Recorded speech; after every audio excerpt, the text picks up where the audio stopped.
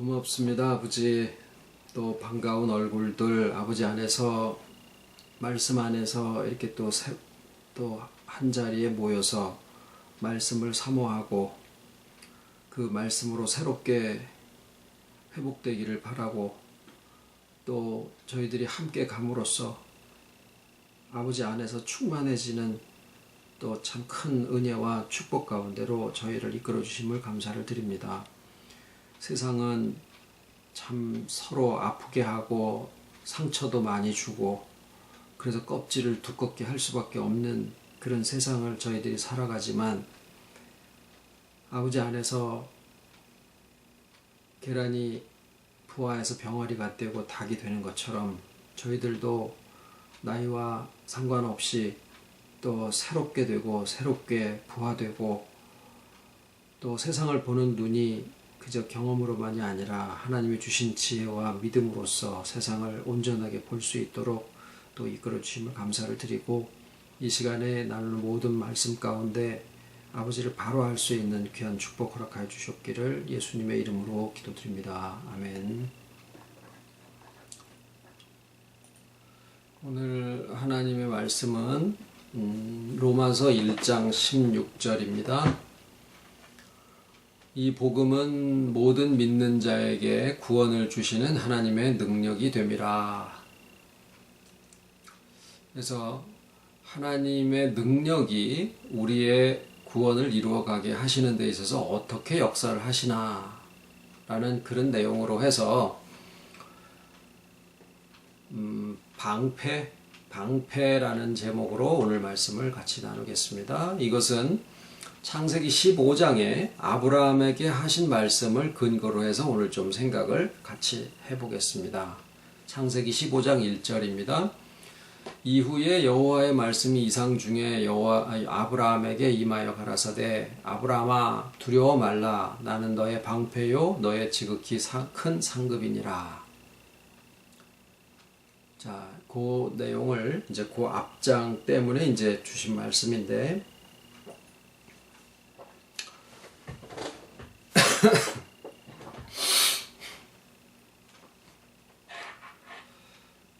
잠깐 그때의 상황을 좀 설명을 드리면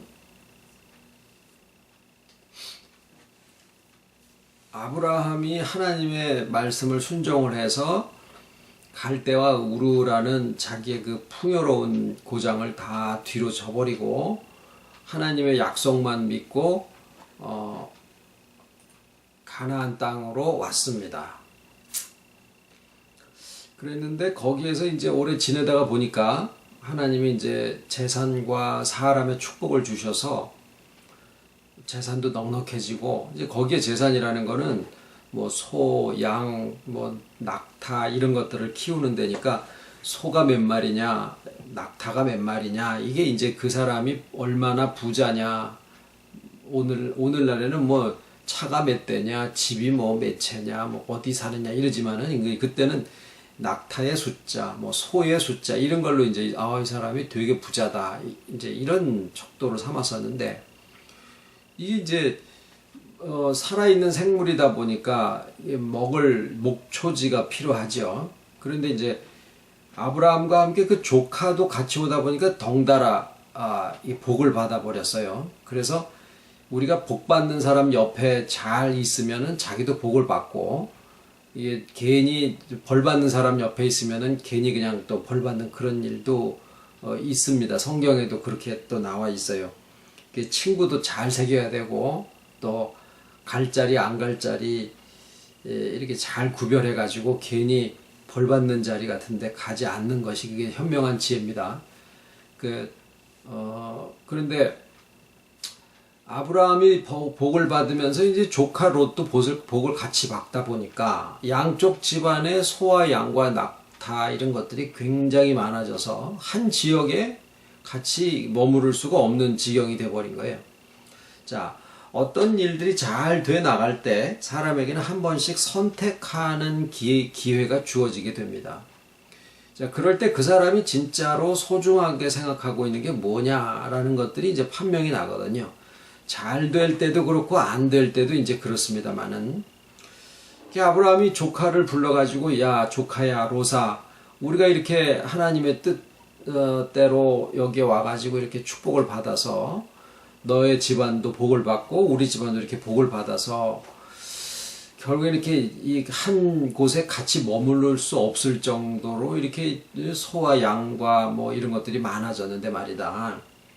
우리가 이렇게 같이 있다가 보니까 땅이 좁아져 가지고 우리가 서로 불화가 생기고 뭐 종들끼리 싸우고 이래 하니까 그러지 말고 우리 앞에 있는 두 땅이 좋은 게 있는데 이것을 서로 나누어서 우리가 싸워서 나눠지는 게 아니라 좋은 마음으로 한번 이렇게 양쪽으로 좀 나눠줘 보자. 이제 그런 제안을 합니다. 그런데 이제 그 선택할 수 있는 땅은 한쪽은 가나안 땅인데 아직 그때는 뭐 개발되기 전이라 좀 척박한 상황이고 또 다른 한쪽은 소돔과 고모라 성이다 라고 하는데 이 땅들은 굉장히 비옥했어요. 풀도 많고 물도 넉넉하고. 그런데 이제 한 가지 문제는 사람들이 악했다 이렇게 이제 표현이 되고 있죠. 그러니까 이제 어디가 좋고 안 좋고를 떠나서 아브라함이 삼촌이고 롯이 조카면 의당 삼촌이 먼저 좋은 거를 택하시든지 어떻게 선택을 하시죠. 옛날에 뭐 무슨 라면 회사에서 형님 먼저 아우 먼저 이래야 이제 모양새가 좀 제대로 나오는 건데 그 얘기가 떨어지고 나서 얼마 안 돼 가지고 롯이 그 둘 중에 좋은 거를 냉큼 취해서 이사를 가버렸어요. 아마도 이제 부인이 옆에서 좀 바가지를 긁고 이제 그랬을 것 같기도 합니다만은 어찌됐거나 이제 아브라함은 남아있는 가나안 땅을 취하게 됐고 롯은 좋은 땅을 취해서 갔습니다. 자, 거기에서 아브라함이 선택한 것은 뭐냐면 선택을 조카한테 넘김으로써 돈보다 사람이 더 중요한 거구나.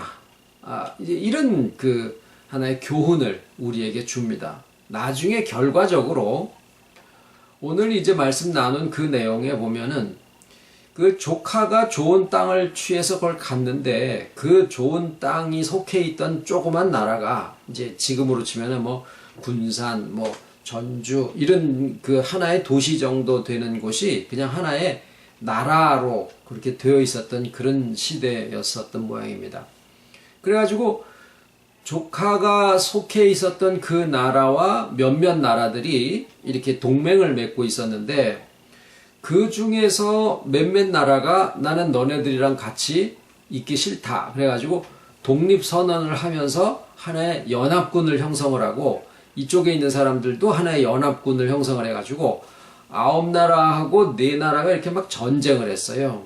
그랬는데 큰 나라가 패해버린 거예요. 거기에 조카 롯이 속해 있던 소돔과 고모라도 그 안에 속해 있었습니다. 그래가지고 다 뺏기고 잡혀가지고 포로로 해서 이제 질질 끌려가지고 어디까지 가는데 그 중에 몇이 살아남아가지고 삼촌 롯의 삼촌인 아브라함한테 이 패전 소식을 전해줬습니다. 그랬더니 이제 아브라함이 이거 안 되겠구나. 그러고서는 집에서 사람들을 이렇게 가솔들로 기르고 있었는데 한 318명이다 이렇게 기록이 되어 있어요. 그 사람들을 이끌고 밤에 막 쫓아가가지고 그 승전고를 울리고 막 진탕 잔치를 벌이고 있었던 그 나라들을 그냥 다 진멸을 해버리고 그리고 이제 조카랑 뭐 이런 사람들을 다 몰고 이제 다시 돌아왔어요. 그러니까 결과적으로 이제 마치 사람을 선택한 아브라함은 그 마지막이 굉장히 좋고 그런 도리를 저버리고 세상의 재물과 조건을 취해서 갔던 롯은 결과가 굉장히 안 좋다. 뭐 이런 것을 볼 수도 있다고 할 수가 있죠. 그런데 이제 오늘 우리가 나누려고 하는 것은 그런 이제 세상의 교훈적인 세상의 지혜입니다. 그런 것들이 그런 것들보다 조금 더 깊은 내용에 대한 것을 좀 같이 생각을 해보려고 합니다. 이제 그 전쟁을 다 승리하고 아브라함이 그 이제 사람들도 이제 다 찾아오고 막 그냥 재물들도 이제 다 뺏어왔어요. 그러고서는 이제 이제 포로로 잡혀갔던 사람들이랑 그 나라의 왕들이 이제 막 그냥 다 막 고맙다고 막 와서 절하고 그러지 않겠습니까? 이제 그때 이 소돔 왕이 아브라함에게 하나의 제안을 합니다. 이 돈이랑 재물들은 당신이 다 가져라. 근데 이제 사람은 나한테 다시 돌려줘라. 이런 제안을 해요.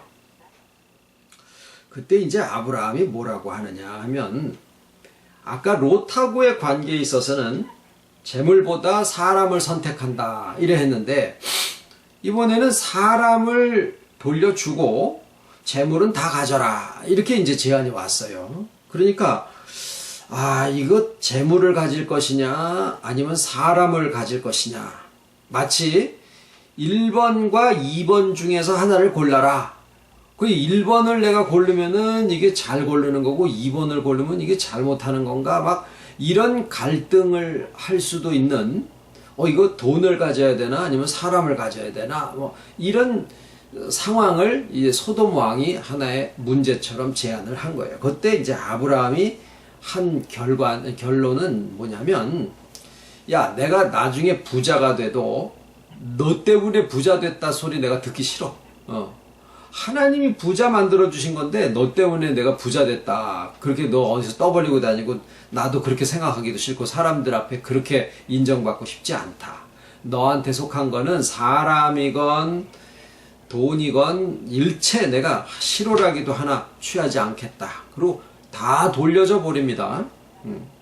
자기가 얼마든지 그 재물도 다 취하고, 그리고 거기에 있는 백성들이라든가 뭐 군사들 다 모으면 그쪽 지역에 최초의 어떤 국가를 크게 통일 국가를 만들어서 무슨 거기서 왕 노릇을 할래도 할 수 있는 그런 처지와 입장이 아브라함에게 있었는데 그거를 다 줬어요. 이거 바보 아닌가? 그런데 이제 그날 밤에 이 말씀 중에 하나님이 보이지는 않으시지만 이상 가운데서 이제 아브라함한테 말씀을 주시는 거예요. 아브라함아, 두려워 말라. 내가 너의 방패다. 이런 말씀을 주시는 거예요. 그리고 너의 상급은 굉장히 클 거다. 자, 여기서 오늘 우리가 나누고자 하는 제목이 나옵니다. 뭐냐면 방패라는 표현이에요. 방패. 방패가 뭔지 아시죠? 뭐 창도 맞고 칼도 맞고 이제 그러는 거죠.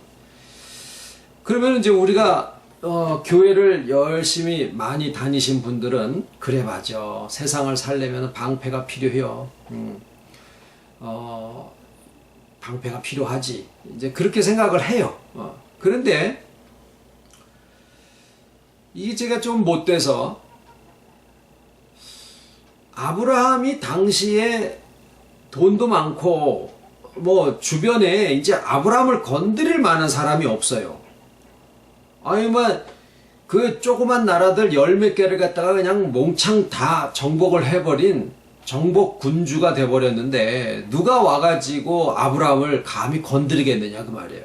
자기 사병이 한 300여 명 돼가지고 그 사병이 완전히 정예화돼서 그냥 막 다른 군사들도 그냥 다 무찔러버리고 이러는 판인데 뭐가 진짜 두려울 게 있냐 그 말이죠. 그런데 그런 상황에 하나님이 아브라함에게 내가 너의 뭐 의자가 되게 해주겠다든가, 아니면 내가 너의 뭐 칼이 되겠다라든가, 내가 너의 무슨 뭐 음식이 되게 해주겠다든가, 뭐 이런 어떤 내용이 아니라, 왜 하필이면은 하나님이 아브라함한테 내가 너의 방패가 되게 해주겠다, 방패가 돼주겠다.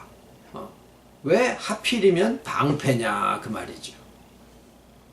왜냐하면 그때 당시 아브라함에게 필요했던 것이 방패가 아니었지 않았느냐라는, 뭔가 좀 생뚱맞은 것 같은 약속을 주셨더라라는 거죠. 그런데 하나님의 말씀은 1.1획이라도 틀린 게 없으시니까 왜 방패라고 하셨을까?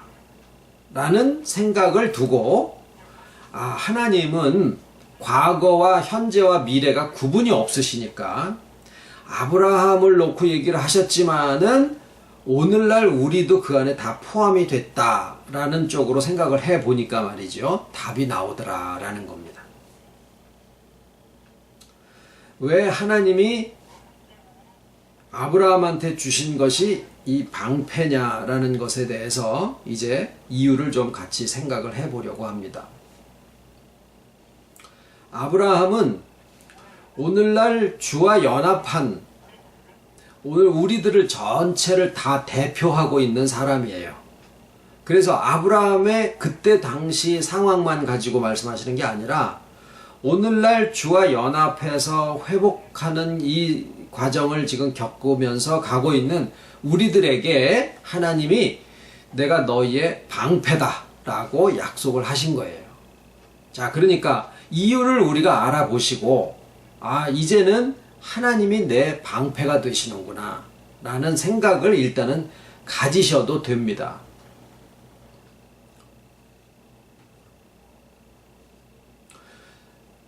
세상은 상처를 많이 줘요. 사람들 사이에. 그러다 보니까 아프잖아요. 말로도 상처를 입히고 부부지간에도 그냥 하지 말아야 될 말들을 그냥 막 툭툭 내던져가지고 심장에 비수를 꽂는데 그거 아프니까 말이죠.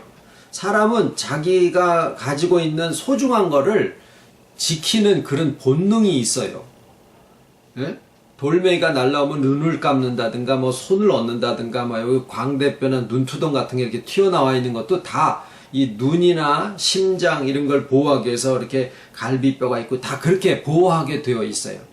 근데 사람의 보이는 몸은 그렇게 구조적으로 보호가 되어지고 있는데 사람의 마음은 어떻겠습니까? 보이지 않는다고 해서 보이지 않는 말이라 그래서 밥 먹다가 말고 포크를 들어서 갑자기 막 그냥 등어리를 푹 찌르고 이러는 일은 안 하죠. 그런데 그냥 말로는 상대방의 가슴에 비수를 꽂는 것처럼 그런 말들을 툭툭 한다고요. 부모가 자식한테 또 부부지간에 아주 친한 사람들끼리도 이게 보이지 않는다 그래가지고 서로 굉장히 상처들을 주는 그런 세상 속에 우리가 지금 놓여 있어요. 그러면 상처를 입은 곳은 거기가 단단해집니다. 그리고 그게 조금 더 심해지면 거기 이렇게 두꺼워져요. 마음도 그래요. 마음도 이게 딱 뭐에 이렇게 찔림을 받으면 그 부분을 보호하기 위해서 그 부분이 단단해지고 그 다음에 그 단단해진 것이 뭐예요? 공격이 최선의 방어다 이런 말이 있죠.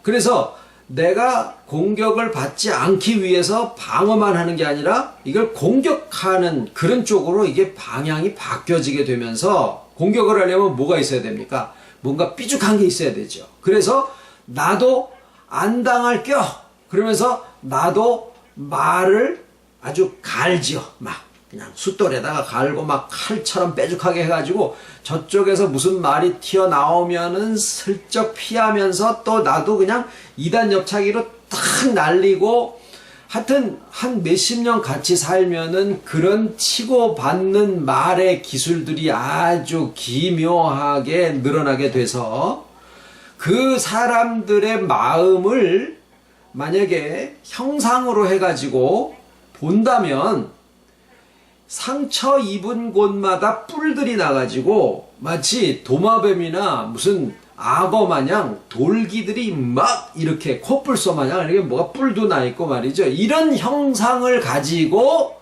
사람들이 살아가고 있어요. 그런데 거기에 장점도 있습니다.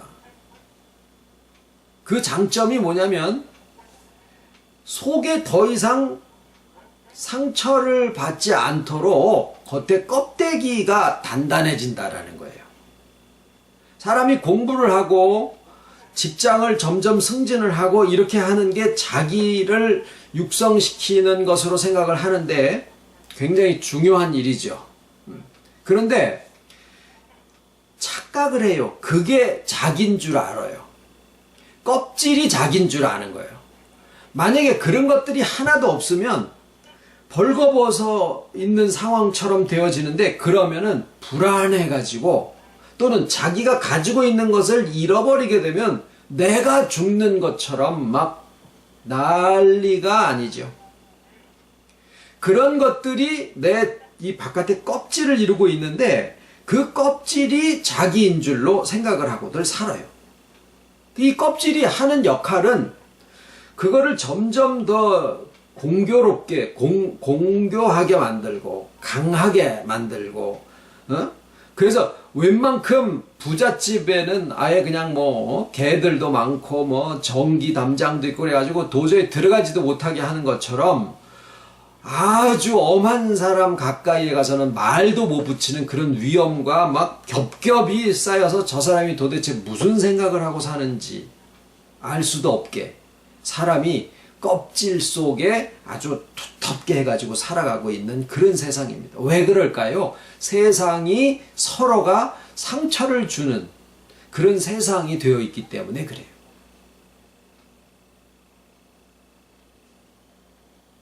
그런데 그런 세상 속에 그 껍질이 무슨 역할을 하느냐? 오히려 속에 있는 것을 지키고 보호하는 역할을 해주고 있더라라는 거예요. 어떻게 보면은 그걸로다가 자기를 보호하고 있는 거죠. 자, 그런데 이제 문제는 어디에서 발생하느냐 하면은, 그것이 자기 자신인 줄 알고 그것을 지키는데 아주 그냥 목숨을 걸어요. 그런데 주와 연합한 세계에 우리가 오다가 보니까 내 속에 겉이 진짜인 건 줄 알고 눈에 보이는 소유가 이게 나인 줄 알고 내가 가지고 있는 권세가 이게 나를 지켜주는 거라고 생각을 했는데, 그게 나의 능력이라고 생각을 했는데, 말씀에서 보니까 사람의 본질은 겉이 아니라 속에 있더라라는 것을 알게 된 겁니다.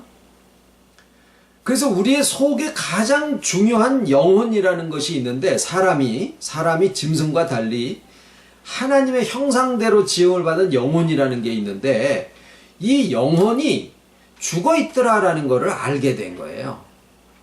그 교회 가니까 사람 속에 영혼이라는 게 있는데, 이 손에 쥐어지도 않고 느껴지도 않지만은, 생명도 눈에 보이지 않지만은 있는 것을 내가 알듯이, 예? 코에 산소호흡기만 꽂았다 그래가지고 이게 살아있는 게 아니고, 이거 빼면은 그냥 생명이 그냥 어디로 가버리잖아요. 그게 뭔지도 모르지만 내 안에 있기 때문에 내가 살았다, 말한다, 활동한다, 먹는다 이렇게 하는 것처럼, 사람의 마음보다 더 깊은 곳에 영혼이라는 게 있단다.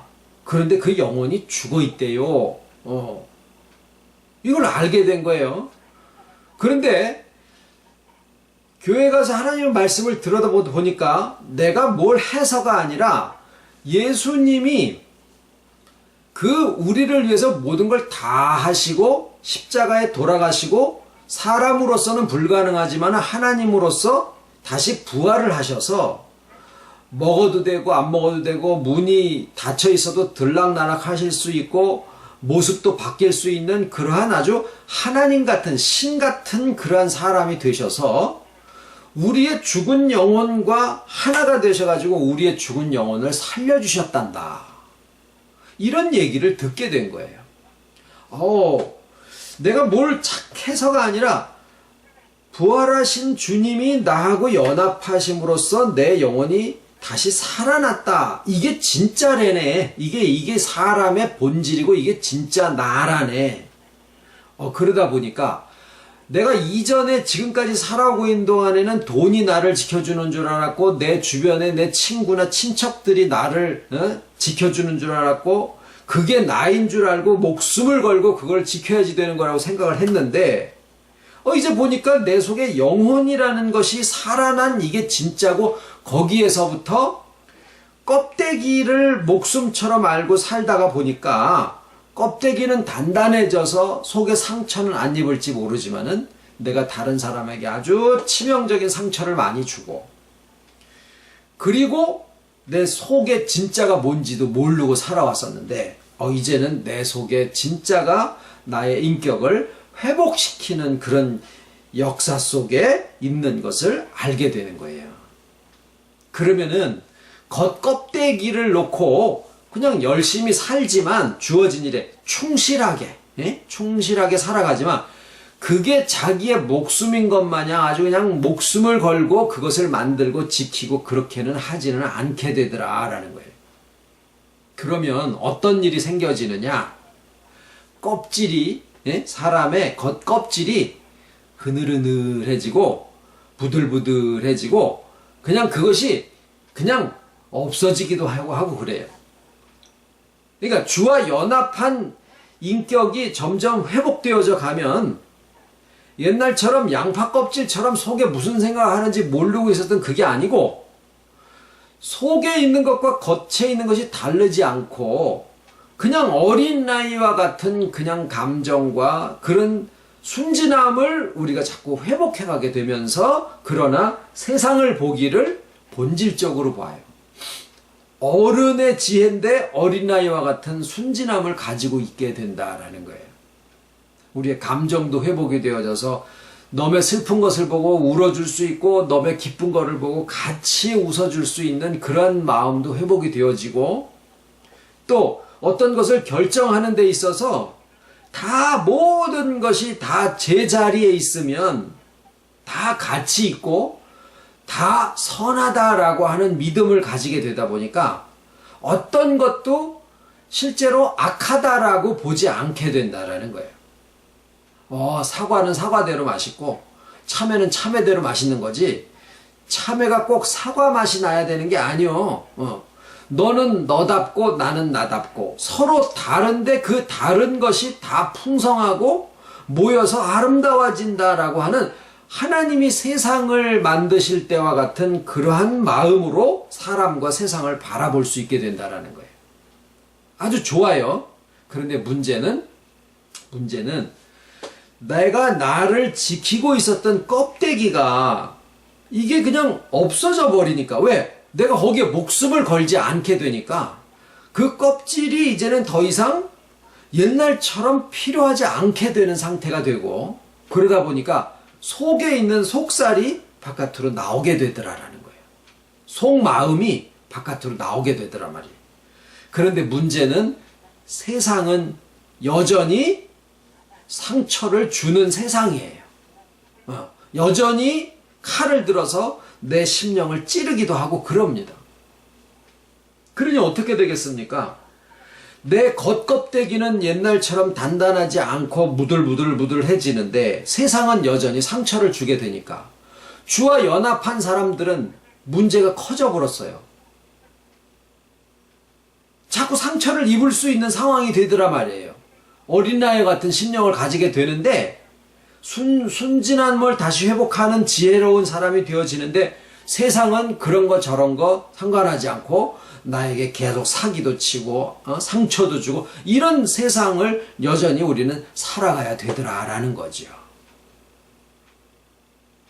이것이 바로 우리를 포함해서 아브라함에게 하나님께서 야 내가 너의 방패다 다른 것도 아니고 창이다 무슨 교과서다 무슨 자동차다 이런 게 아니라 내가 너의 방패다라고 하는 것은 우리가 옛날에 껍데기로 가지고 있었던 것들이 이제 더 이상 그렇게 필요치 않게 되다 보니까 나의 속 알맹이들이 바깥으로 노출될 수밖에 없는 그런 상황에 놓이게 되고 여전히 세상은 내게 상처를 줄 수도 있는 그러한 환경 속에 놓여지다 보니까 이 나를 지켜주시는 그 역할을 누군가 해줘야 되는데 그것을 하나님이 해주시겠다라는 약속을 주신 거예요.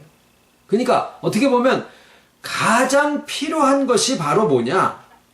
창이나 집이나 차가 아니라 방패다라는 거예요. 방패.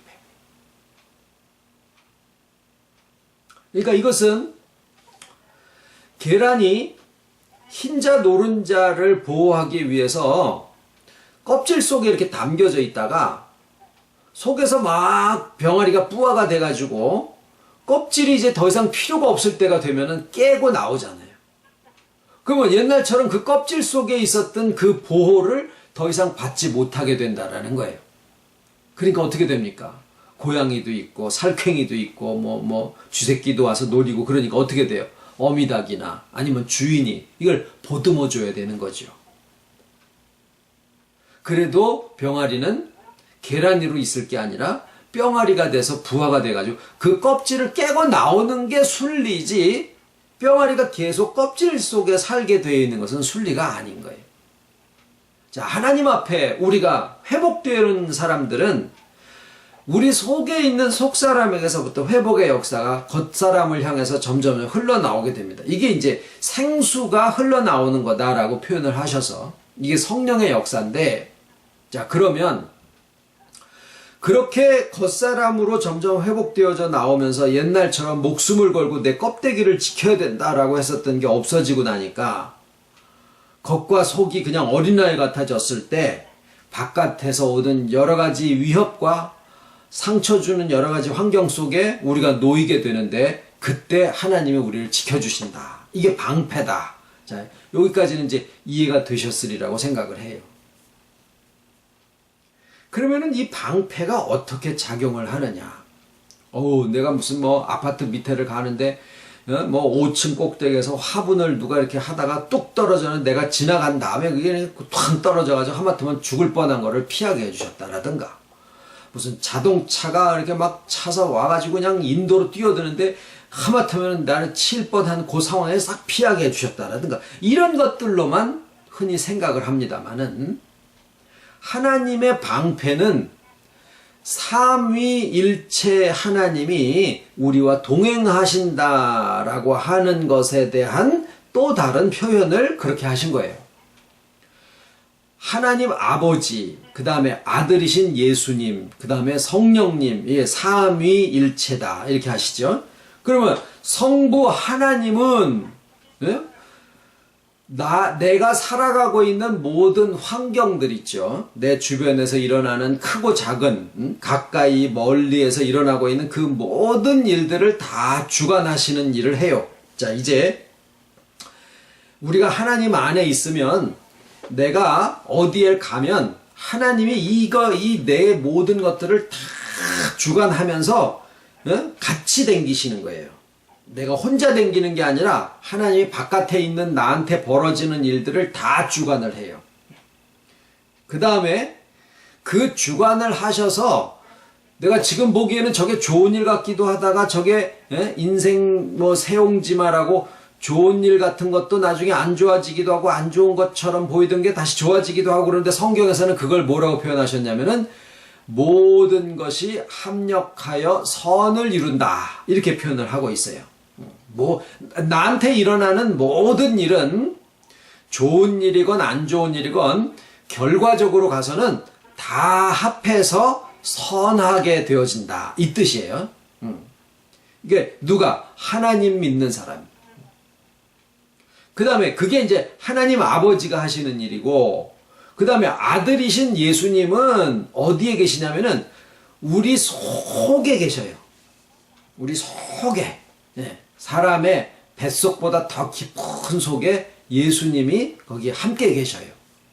그 다음에 그 예수님 때문에 내 속에 있는 사람의 진짜가 살아나서 그 살아난 게 나의 살아오는 동안에 이리 삐뚤어지고 저리 치고 상처 입고 했었던 그런 것들을 조금씩 이렇게 다시 회복을 시키는 일을 하는데, 그런 일을 성령님이 하신다 그렇게 합니다.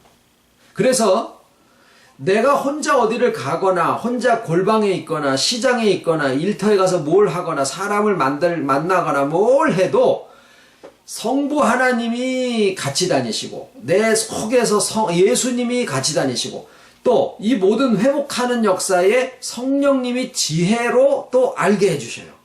그래서 하나님을 제대로 믿는 사람은 사람이 말로만 그냥 뱀 혓바닥처럼 그냥 낼름낼름 말만 잘하는 게 아니라 말로써 사람을 살리는 일을 해요. 그리고 사람의 심령을 편안하게 해줘요. 그리고 상처 입은 사람에게 그 상처 입은 마음을 회복시켜줘요. 내가 마음이 굉장히 불안했는데, 아유, 언니 만나고 나서 좀 얘기를 하니까 어쩜 이렇게 마음이 편안해져. 별 얘기 안 해줬는데 이렇게 마음이 편안해. 예. 이렇게 되는 거예요. 이렇지 않았을 때 혹시 우리의 모습, 아니, 기분 좋아가지고 있다가 그 양반만 만나면 이렇게 기분이 상하는지 몰라. 뭐 주는 거 없이 이렇게 꼴보기 싫어. 그런 사람도 있어요. 자, 우리가 어떤 쪽의 삶을 살 건가, 그 사람이 된 대로 그 사람이 사라지는 것인데, 우리가 하나님을 잘 믿으면, 자, 이거 하나님을 잘 믿는다라는 거는 무슨 뭐 교회 와서 맨날 살고 뭐 성경을 달달달 외우는 게 아니라 지금 드린 이런 말씀을 마음에 생각을 하는 거예요. 내가 이제까지 그냥 어디에 가면 나 혼자 있는 것 같은 생각도 들고 외롭기도 하고 그냥 누가 날 봐주는 사람도 없는 것 같고 그러는데 뭔가 세상은 그래도 선하게 살아야 될 것 같고 이런 생각을 하는데 아이고 교회 가서 말씀을 들어보니까 보이지는 않지만은 하나님이라는 분이 이 내게 일어나는 모든 일들을 다 그냥 이렇게 주관을 해서 결국에는 다 선하게 하시고 그 다음에 내 깊은 속에 또 함께 계시고 그리고 내가 말하고 사람을 만나고 하는 이런 모든 거에 지혜로 나를 또 가르쳐 주시고 야 그러니까 내가 혼자 있는 게 아니구나. 그런 마음을 가지고 그런 생각을 하는 것이 하나님을 잘 믿는다라고 얘기를 해요. 왜 이것을 잘 믿는다라고 표현을 하느냐면 그 다음에 나오는 상급이라는 것에 문제가 있습니다. 상급을 우리는 보통 어떻게 생각하냐면 아이고 내가 하는 사업이 잘 돼. 우리 애들이 다 성공하고 잘 돼. 아니면 내가 무슨 건강해가지고 무슨 막 남들보다 한 10살 정도는 더 젊어 보여. 이런 눈에 보이는 어떤 소유적인 것들 있죠. 그런 것들로 주어지는 것이 이게 하나님이 주시는 상급이다라고 우리가 생각을 해요. 이거 말씀을 전하고 있는 목사 같은 경우에도 아이고 하나님이 나한테 주시는 상급은 우리 교회가 부흥을 하고 이런 거로다가 생각을 할 수 있다라는 거예요. 그거를 소유라고 그랬어요. 아브라함한테 소돔 왕이 패전국의 왕이면서 이 승전 장수한테 와가지고 감히 그 양반이 하시는 대로 그냥 가만히 있어야 맞는데 와가지고 사람은 날 다시 주시고 왕이니까 그리고 재물은 당신이 다 가지시오. 이런 당돌한 제안을 했더라라는 거예요. 그러니까 거기에서 아브라함이 뭔 소리냐 이것도 내 거고 저것도 내 거다. 금도끼 은도끼 마냥 내가 다 가지겠다. 그래도 명분이 있는 양반이 돼 있어요. 근데 이걸 가지고 저걸 취하지 마라라고 얘기를 할 때 이게 재산은 소유고 이 사람에게서부터 권력이 나오는 거잖아요. 그러니까 재물을 취하느냐 권력을 취하느냐 둘 중에 어느 하나가 더 선하고 어떤 것이 더 악하냐 이런 잘못된 문제를 딱 던져줬는데 아브라함은 거기에 넘어가지 않고 소유건 권력이건 그게 아니라 내게 하나님이 함께하고 계신다라고 하는 이것으로 회복된 것. 그래서 그 밤에 하나님이 아브라함한테 야 아브라함아 내가 네 방패다. 너의 상급이 지극히 클 거요 라고 얘기를 하시니까 바로 아브라함의 반응이 하나님 나는 후사도 하나 없어요. 이렇게 나와요. 그러니까 아까 생뚱맞다라는 하나님한테 그런 표현을 써서 좀 죄송합니다만은 아브라함이 지금 승전한 장수가 돼 있어서 모든 게 다 아브라함의 손으로 다 할 수 있는 상황인데 내가 너의 방패다. 그게 좀 상황이 안 맞는데 지금 그 다음 얘기도 또 마찬가지예요. 내가 네 방패고 네 상급이 굉장히 클 거다. 하나님이 그렇게 얘기를 해주시니까 아브라함이 그래요? 하나님 감사해요. 나의 상급이 뭐가 될까요? 이렇게 대답을 한 게 아니라 나는 후사가 없어요. 그것도 생뚱맞은 거예요. 그러니까 그때 당시로 생각해서는 안 되고 오늘날 우리에게 와서 볼 때 그게 이해가 되어진다라는 뜻입니다. 그러면 우리에게 있어서 후사가 뭐냐? 지를 닮아 난 자가 후사잖아요. 그래서 자기의 것을 물려줄 수 있다. 이게 후사예요. 그러면은 아브라함이 가지고 있는 제일 중요한 것을 후사에게 물려주는 건데, 자, 권력도 아니야. 소유도 아니야. 그러면은요, 세상에 내가 가지고 있는 것 중에 제일 눈에 보이는 사람들이 다 소유라고 생각하는 게 뭐냐면 소유와 권력인데, 아브라함은 그거를 물려주는 것이 아니라 하나님과 함께 하면서 회복하고 충만해지는 이거를 물려주는 후사를 생각하고 있더라라는 거예요. 그래서 하나님에게 있어서 우리에게 주시는 상급은 뭐냐면 후사입니다. 후사. 즉 우리에게도 아브라함에게처럼 우리에게도 하나님이 주시는 상급은 내 재산이 많아지고 내가 부리는 권력이 많아지고 내가 다른 사람을 지배하는 힘이 커지고 이게 아니라 내 속에서 나뿐만이 아니라 다른 사람에게도 회복하게 하는 영혼에서부터 살려주는 그런 소식을 전하고 그 사람의 상처 입은 인격을 회복시켜 줄 수 있는 그러한 지혜가 나에게 주어진다라는 뜻이에요. 그런데 하나님이 아브라함한테 네 자손이 하늘의 별수 바다의 모래수 같이 많게 해주시겠다라고 하셨거든요. 그러면은 하늘의 별수가 얼마나 많으며 바다의 모래수가 얼마나 많습니까? 그 사람들이 다 숫자로 생겨지는 권력을 주신다라는 얘기를 한 게 아니라 아브라함에게 주시는 그 회복과 충만의 역사가 자식에게, 그 또 자식에게, 그 또 자식에게 여러분에게 가지고 있는 권력이 있습니까? 권력을 줄 게 아니라 주와 연합한 회복의 이 능력과 지혜를 주시기를 기도하시고 우리가 가지고 있는 나의 하나님으로부터의 상급은 소유가 아니라 뭐예요? 주와 연합한 회복의 능력, 그 지혜, 이것이 하나님이 우리에게 주시는 상급이다라고 말씀을 하고 계시는 거예요. 그래서 세상에도 뭐 물고기를 애들한테 주지 말고 고기를 잡을 수 있는 지혜를 줘라. 성경에서도 가장 아들에게 주어서 좋은 것이, 유익한 것이 지혜다라고 말씀을 하시는데 그 지혜의 근본은 여호와를 경외하는 것인데 교회 가가지고 기도만 열심히 하고 뭐 교회 가서 충성하고 집에서는 엉망진창이고 이게 아니라 여호와를 경외한다라는 말이 뭐냐면 여호와는 우리로부터 무슨 경외받기 위해서 무슨 창조를 하신 분이 아니에요. 내가 살아가는 꼴은 꼬라지가 엉망인데 하나님만 경외한다고 예배만 보고 앉아있으면 되는 게 아니다라는 거예요.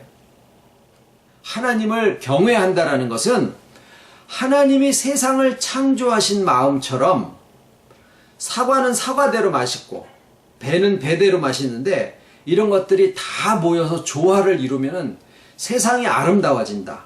사람이 다 서로 다른 것을 1등, 2등을 매기지 말고 사람이 다 다르기 때문에 풍성해지고 아름다워지는 그 하나님이 보시기에 좋았더라라는 그 마음으로 모든 사람을 하나님의 택하신 마음으로 그 사람답게 회복시켜주는 그 지혜, 이게 진짜다라는 거예요. 그게 하나님이 세상을 창조하신 창조의 지혜고 아브라함이 가졌던 지혜고 오늘날 우리에게 주시는 하나님의 상급이 바로 그겁니다. 그래서 여러분의 나이를 탓하시지 마시고 여러분의 살아온 세월의 고생을 탓하지 마시고 세월을 한탄하지 마시고 그거는 아무짝에도 쓸데가 없어요. 네, 아무짝에도 쓸데가 없어요. 오직 내가 살아온 세월이나 시대를 탓하지 마시고 내게 주의 연합이 함께 하시고 하나님의 주관하심이 함께 하시고 성령의 지혜가 함께 하신다라는, 언제? 내가 군대에 있을 때? 40세 때? 50세 때? 그게 아니라 언제요? 지금. 지금 삼위일체께서 나와 함께 하신다. 그러면은 내가 지금 나이가 80이면 무슨 상관이 있으며 90이면 무슨 상관이 있으며 20살이면 무슨 상관이 있냐고요. 은총이면 무슨 상관이 있냐고요. 그냥 내 지금 이 상황에 삼위일체 하나님이 나와 함께 하셔서 나의 방패가 되어주시고, 그리고 그 방패가 되어주시는 가운데 우리 안에서 회복의 역사가 일어나고 또 점점 충만해져 가는 그런 과정을 거치면서 나로부터 나오는 후사가 나에게 일어나고 있는 것과 같은 회복의 역사가 그 안에서 나오더라라는 거예요. 여러분, 부모님이 자식을 사랑하기만 합니까? 얼마나 상처를 많이 줍니까? 자식이 무방비 상태로 있을 때 가장 많은 상처를 주는 게 부모예요. 또 부모님의 마음에 가장 대못을 박아버리는 게 또 누구예요? 자식이요. 사랑하지 않으면 도망가면 되는데 뾰족뾰족한 창들을 가지고 사랑하니까 끌어안아서 서로를 죽이는 거예요. 차라리 불효자식이 돼서 도망가 버리면 사는데 효도자식이기 때문에 그 부모의 창에 찔려서 죽는 자식들도 있더라라는 거예요. 그게 세상이에요. 그러니 눈에 보이지 않고 힘도 없고 소유도 없고 권력도 없는 몇몇 사람들에게서 하나님의 말씀이 주어지는데 그 속에서 나오는 회복의 역사는 세상이 가치로, 능력으로 보아지지 않는 것들이기 때문에 사람들이 가치로 알지를 못해요. 그런데 그 속에 하나님의 방패와 방패되심과 하나님이 주시는 상급이 그 안에 담겨 있더라라는 거예요. 그 안에 담겨 있는 상급과 방패는 이 세상을 창조하신 하나님의 창조의 풍성함과 능력과 지혜가 그 안에 담겨 있다라는 겁니다. 뭘 주시겠습니까? 우리의 자식에게 상처를 주시지는 않으시겠지만 껍데기를 주시겠습니까? 아니면은 방패와 상급을 주시겠습니까? 아이들이 안 들을 것 같을 생각을 하지 마시고 아이들에게 그냥 성경을 들어서 애들을 그냥 야단치지 마시고, 우리 제발 좀 야단치지 말자고요. 그 아이 속에 있는 하나님의 연합된 그 생명을 볼 수 있는 지혜를 하나님한테 간구하시자 그 말이에요. 그래서 나의 육의 자식이 나를 끌어안을 때, 사랑하기 때문에 끌어안을 때 내 가슴에 나와 있는 이 돌기 같은 그 창 같은 이런 걸로다가 사랑하기 때문에 자식의 심령에 상처를 주는 일들을 하지 말자 그 말입니다. 그리고 삼위일체 하나님이 내게 연합하셨다라고 하는 이 한 가지 사실에서부터 내가 회복을 받고 회복된 영혼이, 인격이 나에게 연관되어 있는 모든 그런 사람들에게도 그 회복의 역사를 또 일으킬 수 있는, 그래서 진짜 영육 간의 후사가 되어질 수 있는, 그래서 나중에 가서 저 자식이 내 소유야 이게 아니라 저 자녀가 나의 상급이로다. 하나님 앞에 이 회복의 역사를 같이 나눌 수 있는 나의 후사로다 라는 하나님에 대한 고백이 자식에 대한 고백이 될 수 있는 그런 우리가 되기를 바라고, 그것이 아브라함에게 주신 약속처럼 하늘의 별수 바다의 모래수처럼 그런 후사들이 많아진다라고 하면 물이 바다를 덮음과 같이 여호와를 아는 지식이 온 땅에 충만하리라 라는 이사야의 예언이 바로 아브라함에게 하나님이 주셨던 약속과 똑같은 내용이에요. 그것은 하나님이 하나님의 때에 하나님의 방식으로 친히 하시겠지만 우리는 우리의 때에, 오늘이라고 일컫는 우리의 때에 바로 이 삼위일체 하나님과의 동행과 주와의 연합되어 있는 이 한 가지의 복음으로부터 우리의 심령이 회복이 되고 심령의 회복이 또 다른 사람을 또 회복할 수 있는 이 생명수의 흐름 속에 우리의 오늘을 살아가고 있을 뿐입니다. 기도하겠습니다. 고마우신 아버지, 상처를 주는 세상이 상처가 또 다른 상처를 낳고 오해가 오해를 낳고 서로가 죽이는 말을 하면서도 그것이 그냥 일반적인 대화인 줄 알고 살아가는 세상인데 아버지께서 우리의 방패가 되어주시고 주께서 우리의 생명이 되어주시고 성령께서 우리의 지혜가 되어주셔서 우리가 어디에 가 있든지 서로가 서로를 상하지 않게 하고 오히려 하나님의 보기에 좋으셨다라는 것처럼 이제는 서로를 회복시킬 수 있는 그런 말들을 우리 입에서 어색하지만 시작할 수 있게 해주셔서 아버지 정말 감사를 드립니다. 회복하게 하는 말보다 정죄하는 직분이 너무나 자연스럽고 칭찬하는 말보다 야단치기가 더 내 자신다워 보이는 이런 삶을 우리가 살아오면서도 그게 신앙 좋은 모습인 걸로 생각하고 왔는데 와서 보니 아버지 앞에 부끄럽기가 한량 없고 어리석기가 하늘을 찌를 정도가 되어 있었다라는 것을 이제 우리가 말씀을 비추어서 알고 정말 우리의 오늘이라고 일컫는 날과 또 우리에게 축복으로 허용하시는 날들이 얼마나 될지 모르지만 그 모든 삶 동안에 이제는 서로가 서로의 마음을 상하게 하는 것이 아니라 회복하게 하고 또 그로써 충만하게 하는 데까지 저희의 입이, 저희의 손이, 발이, 행함이, 관계가 그 역할들을 할 수 있기를 진정으로 소원을 드립니다. 사랑하시는 택하신 아버지의 자녀들마다 이러한 회복의 노랫소리들이 창문을 넘을 수 있게 하시고 이제 더 이상 냄비 던지는 소리, 울고 너무 이르는 소리, 야단치는 소리들이 창문을 넘어 나오지 않도록 우리들의 심령 속에 주님께서 회복의 역사를 생명수를 흘러내려 보내시고 있다라고 하는 이 사실을 우리가 정말 또 생각하고 또 생각하며 감사하고 또 감사하며 실제 우리의 삶이 되기를 진정으로 소원을 드렸고 물이 바다를 덮은 것 같이 오직 우리